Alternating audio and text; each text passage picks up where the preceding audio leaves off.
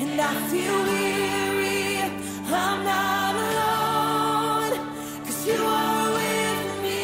A new day is coming. I see light, and the sun will rise, and hope is alive. Yeah. No matter what tomorrow brings, I know that you'll be by my side all the time. You'll never leave me. When shadows fall, I will have no fear, 'cause you're right here. When the night is darkest and I feel weary, I'm not alone, 'cause you are with me.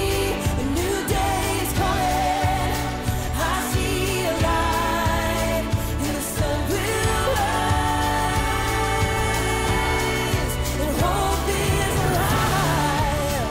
Yeah. No matter what tomorrow brings, I know that you'll be by my side all the time. You'll never leave me. When shadows fall, I will have no fear, 'cause you're right here. When the night is darkest and I feel weary, I'm not alone, 'cause you are with me. A new day is coming.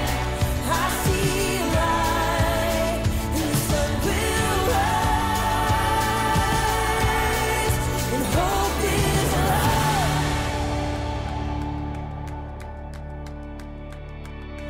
You are a light that makes a way when I am lost. You love with everything you have, no matter the cost. You are my hope, and I will trust you with all my life. You are a light that makes a way when I am lost. You love with everything you have, no matter the cost. You are my hope, and I will trust you with all my life. Yeah. When the night is darkest and I feel weary, I'm not alone, 'cause you are with me. A new day is coming. I see a light. When the night is darkest and I feel weary, I'm not alone, 'cause you are with me. A new day is coming. I see a light, and the sun will rise, and hope is alive. Yeah, hope is alive.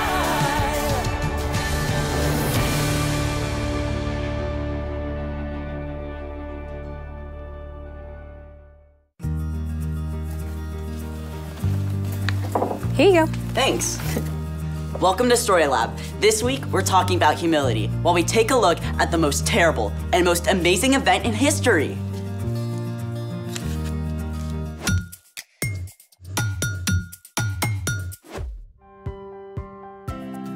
Hey, I'm Skylar. And I'm Sebastian. We're talking about humility, which is putting others first by giving up what you think you deserve. And we're also celebrating the most amazing example of humility ever. Easter! How are you celebrating? I practice my crafty skills. Oh, Easter tree, how lovely are your branches. An egg tree. I love it! What are you doing to celebrate? My mom makes these really awesome hot cross buns for Easter breakfast, but they take forever.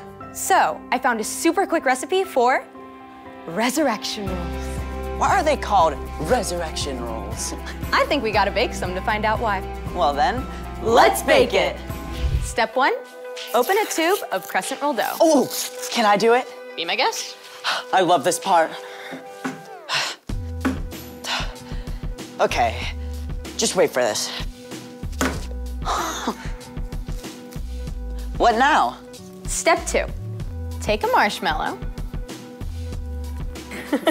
then dip it in melted butter. Then you're gonna wanna roll it in some cinnamon sugar. I like my sugar with sugar. Step 3, place each marshmallow on the wide end of the dough. Then you're gonna wrap it up tightly.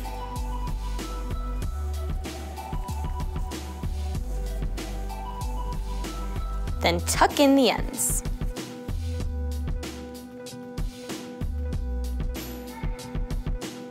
Do we do all of them? Yep, and you can roll them up if you want to.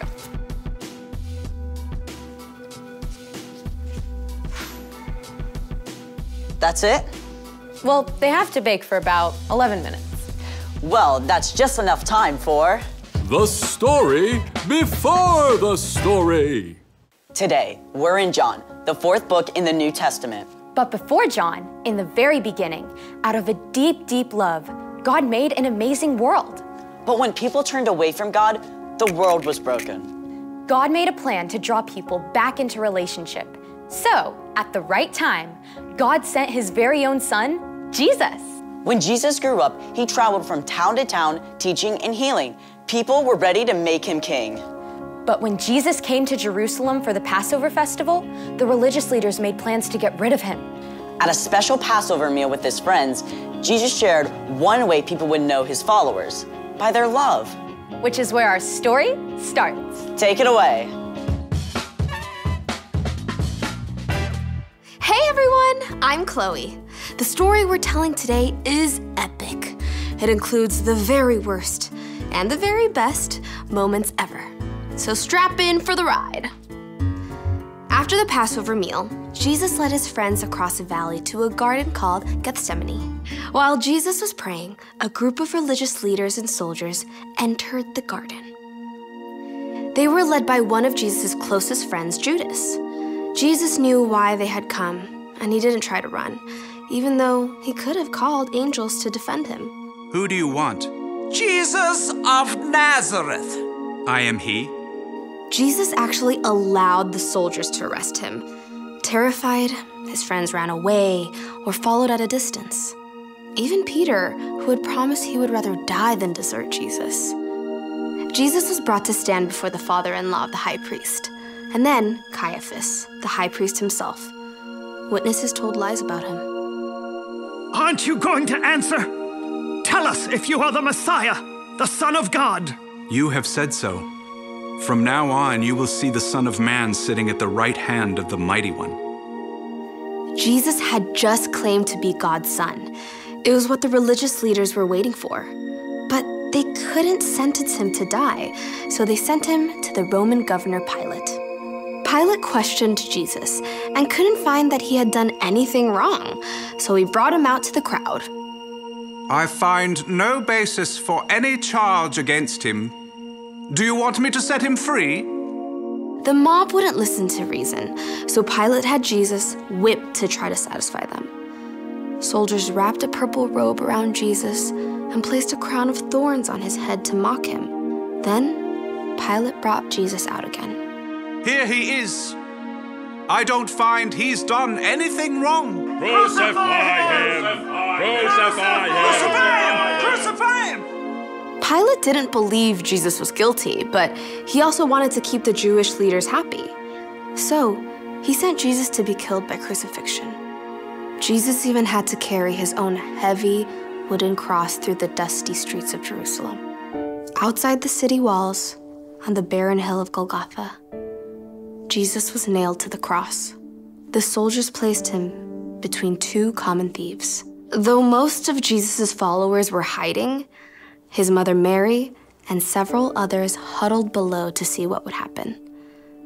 At noon, darkness settled over the land.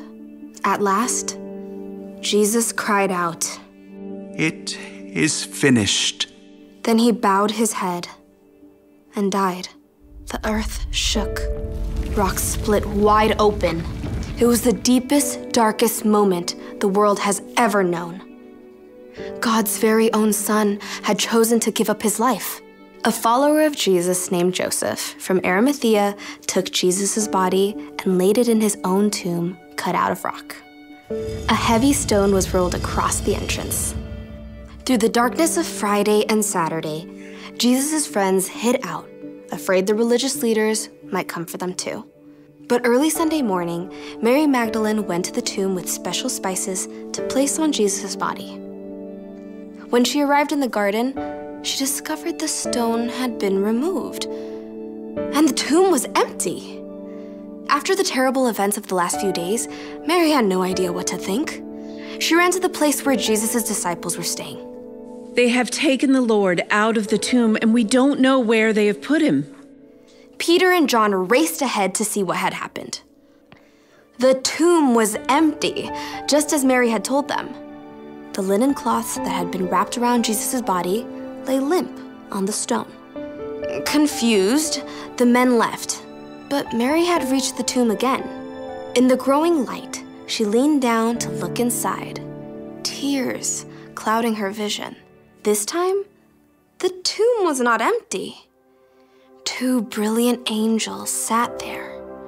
When Mary turned away, she saw a man standing nearby. Woman, why are you crying? Through her tears, Mary thought he must be a gardener. Sir, did you carry my Lord away? Tell me where you have put him. Mary. As Jesus spoke her name, Mary was overcome with joy. She threw herself at his feet. Teacher! Gently, Jesus lifted her up.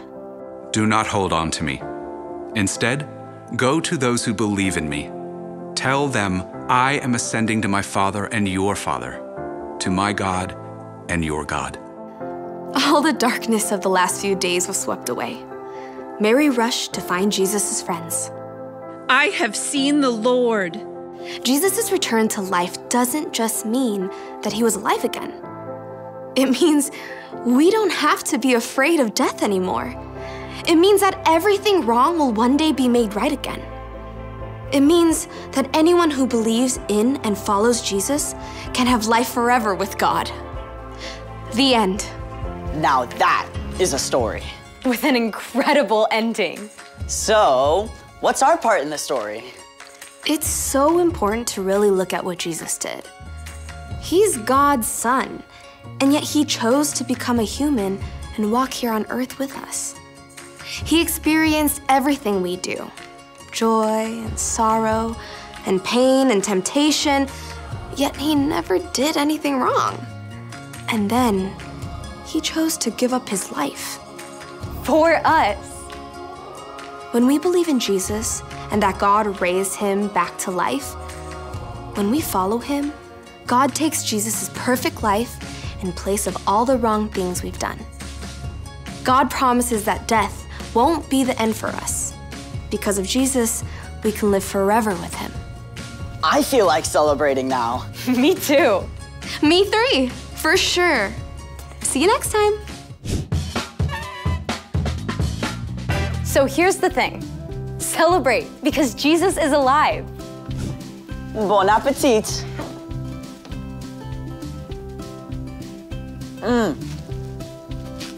Hey, wait a minute. There's nothing in here. Yep, the marshmallow's gone. Oh, like the empty tomb on Easter morning. I knew you'd get there. Thanks for joining us in the Story Lab. See you next time. Are really good.